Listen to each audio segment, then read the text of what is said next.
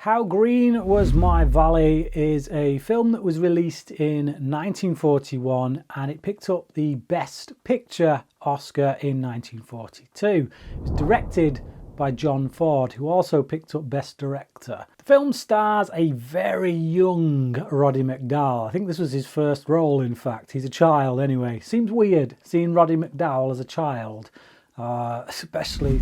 Like my introduction to Roddy McDowall was Fright Night, so he was just always an old man to me. And then I worked back through his career. It's a bit of a curious case of Benjamin Button thing going on, because I started with him as an old actor and then moved back to Planet of the Apes, and I've gone further back still to him as a child now. So yeah, very strange. But Roddy McDowall as this young boy, Hugh Morgan. But he's a grown man telling the story of his family history in a coal mining town in Wales, and just about the changes that kind of happened over the period of many years with his family, and how the coal mine was the centre of the community. Now, I actually spent a couple of years in my life living in a I won't name the town actually, but it was an old coal mining town. It wasn't in Wales, it was in the UK, it was in Yorkshire. And even though the coal mines had been shut for many a decade, to be honest, there was still this sense amongst the people there. I mean, I came in as an outsider because I came from Warrington. But there's still a real great sense that this was a coal mining town. This was our history, our heritage. There's something about that community that was built up from families whose husbands and brothers and sons would go to the coal mines, come back at the end of a hard-working day, and that was the community for so long. And even though it's that aspect of it has been dead for so long, it's still, even to this day, I think, has an effect on a lot of communities. Seeing the earlier side of that, back when coal mines were still the centre of a community, the centre of what were many communities in the UK, and taking a look at it through the eyes of this family over many years as things start to change. It's quite an interesting film. In many ways, it reminded me a lot of There Will Be Blood, where you see these two opposing, I guess you would call them, ideologies or worldviews of capitalism and religion, kind of struggling, really, vying for the souls of the community. So one of the characters in this film is Walter Pidgeon. Well, it's played by Walter Pidgeon. He's the pastor of the church in this town. And he's very much, he's a good man. He's like the opposite of the Paul Dano religious figure that we got in There Will Be Blood. He actually cares about the community. He sees the value of the coal mines, but he also doesn't want people to forget their faith. He doesn't want people to forget, what keeps that cohesion, the faith of the community in God. And so he's a pivotal figure throughout this film, and my favourite character actually in the film, probably for obvious reasons. But I love the look that it takes at again, these slightly opposing forces that are vying for the souls of this community. And I also think what this film does is it uses the coal mine as a metaphor for the community. Because on the surface of this town, every morning we see the community making its way, or the men of that community at any rate, making its way to this beacon of, the promise of an honest wage. That's what the community is built on, is that the men can go to work, they can earn an honest wage, they can bring that wage back and provide for their families. The women will work at the home, cook, clean, look after the kids, and that's just the way the community worked, and it worked well. That's the surface, and yet underneath, in the coal mine at any rate, it's dirty, it's filthy work, it's sweaty, people die. There's several instances during this film where there's a cave-in, people die, they get hurt. It's not a great job. It's not a safe job. It's actually, it belies the veneer we see on the top of this beacon that everybody walks to and respects, has this kind of respect for. Underneath, people are dying regularly.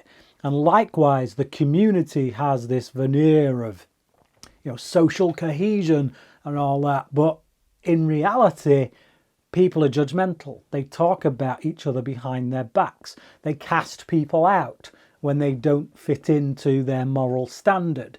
There's one instance where this woman falls pregnant out of wedlock and she's cast out. Essentially, it's her fault. And so I like that metaphor, that the coal mine itself becomes for the community. In many ways, it's actually a depressing look at community, at the truths and the untruths that kind of bind it together.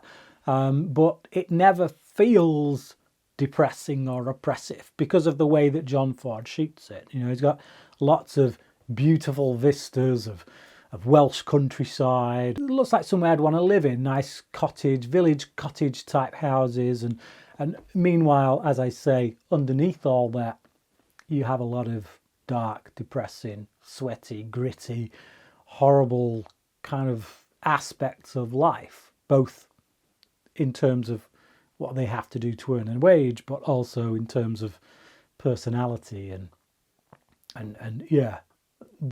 a lack of actual social cohesion. Even in the family itself, this family that Roddy McDowall's character is a part of, over the years, it gets stripped away. Like the people lose their jobs, or they have to leave their jobs because they simply can't make enough money anymore. Two of the brothers leave, and then many years later, another two of them leave, and you see the stripping down of this family in the same way that the community is slowly being broken down, broken apart. In many ways, as the coal mine itself is being broken apart. It's like they farm out the work to foreign workers where they can get cheaper labour, and as a result of that, those that worked there before, the actual community that it was built upon, they can no longer afford to work there because they can't afford to have those kind of wages. It's a really solid movie that paints an honest picture, I think, of those communities that existed in some places up until the 80s. Again, like I say, until Thatcher kind of tore them all down. The film does suffer in many ways, as a lot of these kind of films of this ilk do, which is that it feels very episodic. It feels like a lot of vignettes strung together. Whenever you do a film in which it's somebody recounting the story of their life, and they kind of go from chronological order, this is where I was at the beginning, and now I'm going to go through my whole life. It does create that feeling of an episodic nature. Now, thankfully, because the ideas that are being explored here are being explored in quite a dynamic way, that I feel like the film is actually about something. There's stuff going on underneath. There's a lot of metaphors that can be brought out of it. It's not too much of a criticism, although again, like I say, I do feel it, and some episodes are more interesting than others. Once certain people kind of leave or aren't around much, I'm not as invested as when they were. For example, as I say, my favourite character in this is the character played by Walter Pidgeon. And he develops this relationship with Hugh, the Roddy McDowall character's older sister. And the two of them are they're torn because this is a man of the cloth. He's kind of devoted to the church. In many ways, he's married to the church. And he sees that he could never provide for her the kind of life that he would want to. He'll never be rich working for the church. That kind of shapes his choices, so to speak, to quite a regrettable degree. I like their relationship. Is Maureen O'Hara plays the sister, and then you've got Walter Pidgeon playing, and whenever them two are together, you can feel the energy between them. I think they've got good chemistry. there's sparks there. I think within the episodic nature of the film, they managed to, within each episode, bring enough tension and drama and conflict between different characters that it keeps you invested.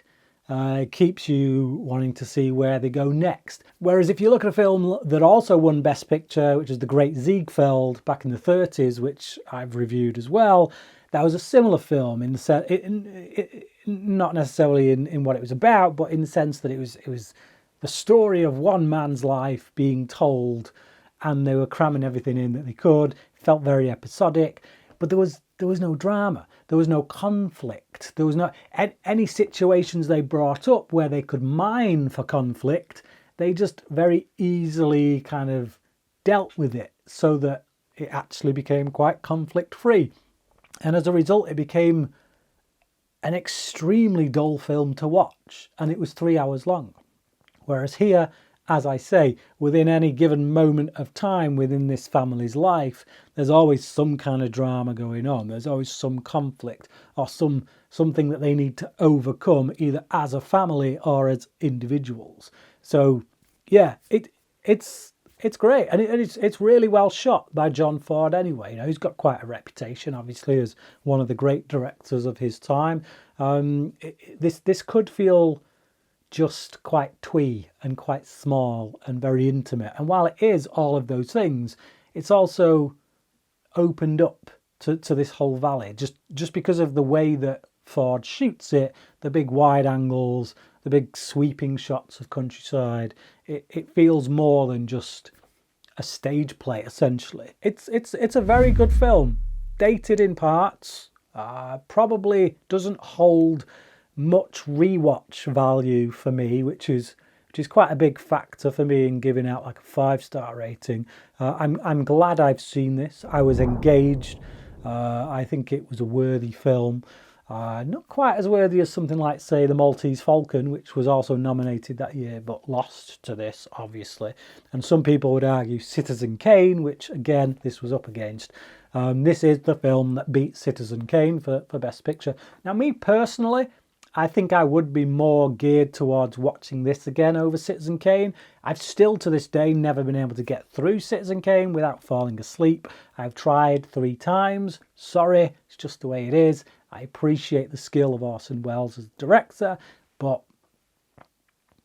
Citizen Kane just does not do it for me for whatever reason. So yeah, in that regard, I'd say the best film won when it came to Citizen Kane versus this, but my personal preference would be Maltese Falcon.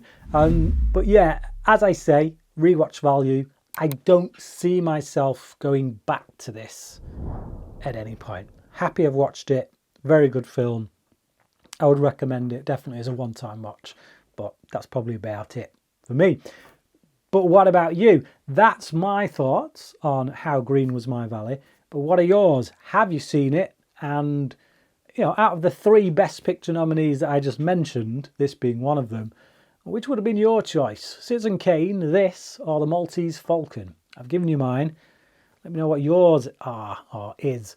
Yeah, leave your comments down in the comment section below. Thank you for watching this review, and until next time, cracking.